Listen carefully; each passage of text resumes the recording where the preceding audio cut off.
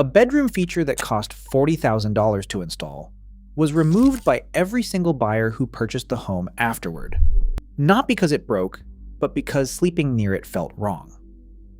Luxury bedroom design has a long history of confident, expensive mistakes. This is 15 features the industry sold as the future of sleep, what they actually cost, and what actually happened to them. Stay for number 13. It's the one the designers never talk about. Leggett & Platt built the dominant motorized adjustable bed platform of the early 2000s, marketed to wealthy buyers under terms like zero-gravity positioning and lumbar-optimized sleep architecture. The bed could elevate your head, raise your feet, tilt in 6 directions, and vibrate on a timer. It came with a remote the size of a TV clicker, with 32 labeled buttons. The problem it was solving was real. The logic was clean. It stopped being built when buyers reported that the remote lived behind the headboard within 2 weeks of purchase and stayed there. Most owners used the full range of motion exactly once. The feature didn't fail. The habit of using it did. You can still buy a motorized bed. The $40,000 version just proved that optionality isn't the same thing as use. During the early 2000s wellness boom, residential saunas migrated out of basements and into master bedrooms. Cedar-lined, infrared, or traditional, sized for 2, positioned as the logical extension of the spa bathroom that had already eaten half the square footage.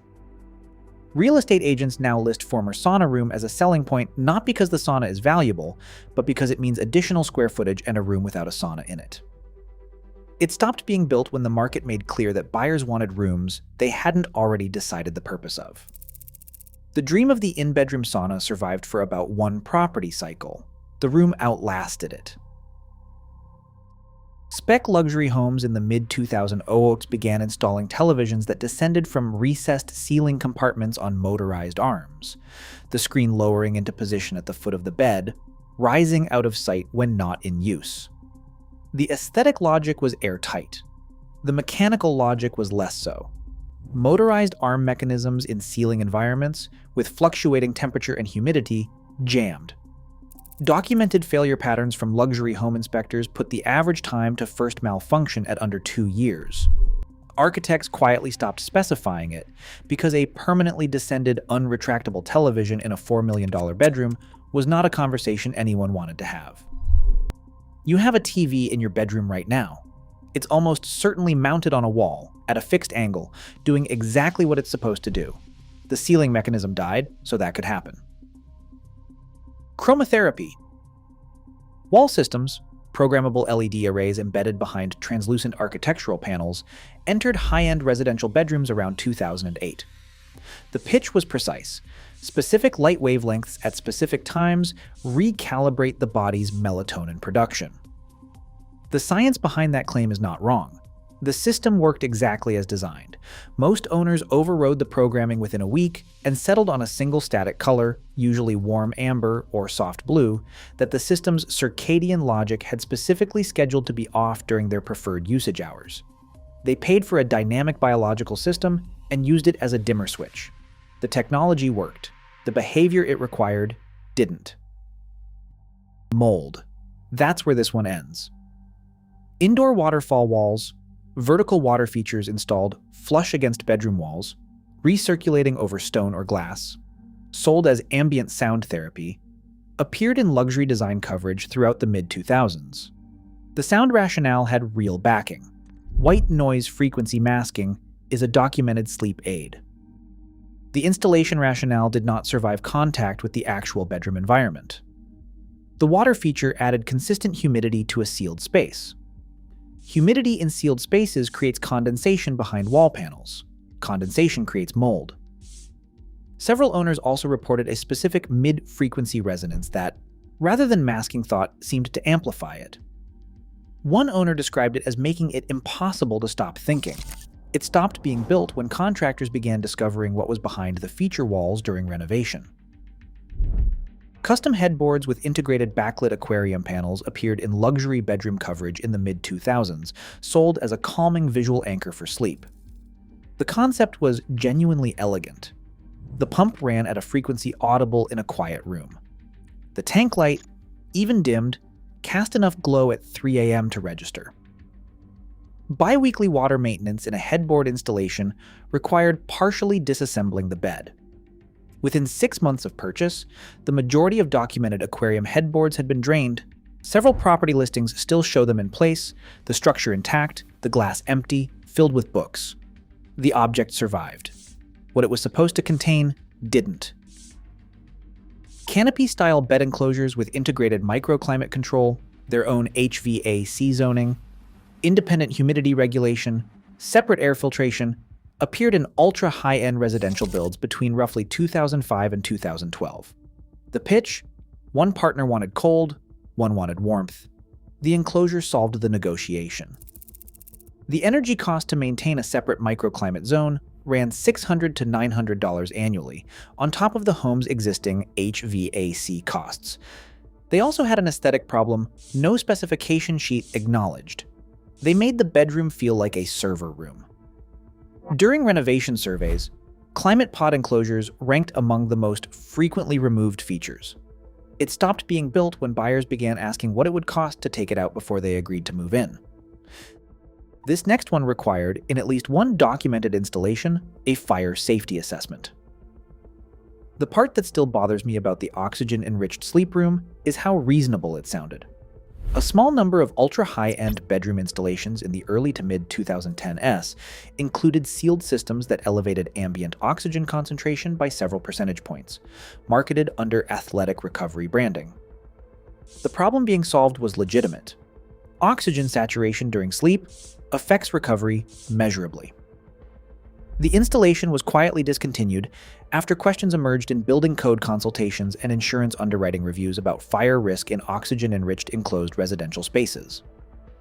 Elevated oxygen concentration does not create fires. It accelerates them, dramatically, in the event of ignition. There is a version of luxury that stops being luxury somewhere around the point it requires a fire safety waiver. Anxiety went up. That's the documented outcome. Whole bedroom biometric integration, mattress pressure sensors, wall-embedded motion tracking, temperature logging, lighting response, all feeding a nightly sleep report, entered the residential market through smart mattress platforms in the from 2015 to 2020 period. The system was sold as data-driven sleep optimization. Owners received a detailed report each morning scoring their sleep across multiple variables. The documented behavioral outcome was that reading the report became the thing that prevented sleep the following night. Anxiety scores rose in correlation with duration of system use. Whether it was the data itself, the act of being measured, or the accumulated weight of knowing the score before you'd closed your eyes, that mechanism was never cleanly identified. The numbers got worse. The system kept generating them. Full sensory deprivation bedrooms were not a technology failure. They were a design failure of a different kind. Triple-sealed blackout windows, acoustic foam behind luxury wall panels, vibration-dampened subfloor systems, installed as total sensory rest environments. The psychological premise was sound. Sensory load during sleep fragments rest. Reduce input, improve rest. Multiple owners reported the same pattern within months. Complete silence and complete darkness did not eliminate sensory experience. They amplified whatever remained. The sound of plumbing and walls, the body's own ambient noise becoming audible for the first time. The room designed to eliminate anxiety was, for several documented owners, the room where it appeared. The design wasn't wrong about sleep science. It was wrong about what human beings do when you remove everything they're used to filtering. Some owner right now cannot adjust the lighting in their own bedroom without running a workaround they found on a Reddit thread in 2021. The system was installed new. The app worked. The bedroom was wired, mattress, lighting, temperature, sound, scent diffusion, motorized blackout, all integrated through a single proprietary platform sold under a now discontinued brand. When the company pulled app support, the integrations didn't fail cleanly. They failed dependently. Every device configured to communicate through the platform lost its native controls. The bedroom sold as total environment control became a room with a lighting system they couldn't reliably operate. Technology in a bedroom creates a single point of failure in the one room designed to require nothing to function. Every feature that added capability also added dependency. And when the dependency broke, it broke in the dark. It's dissolving. That's the part no one put in the brochure. The salt wall. Rough, pink, warm to the touch. Backlit from behind. Glowing amber. The air supposedly ionized. Supposedly cleaner. Now picture it damp. A humid summer. A poorly ventilated room. Salt is hygroscopic. It pulls moisture from the air by its chemical nature. It cannot do otherwise. The surface softens. A white residue appears at the base. The blocks begin to weep. The light behind them now illuminates something wet.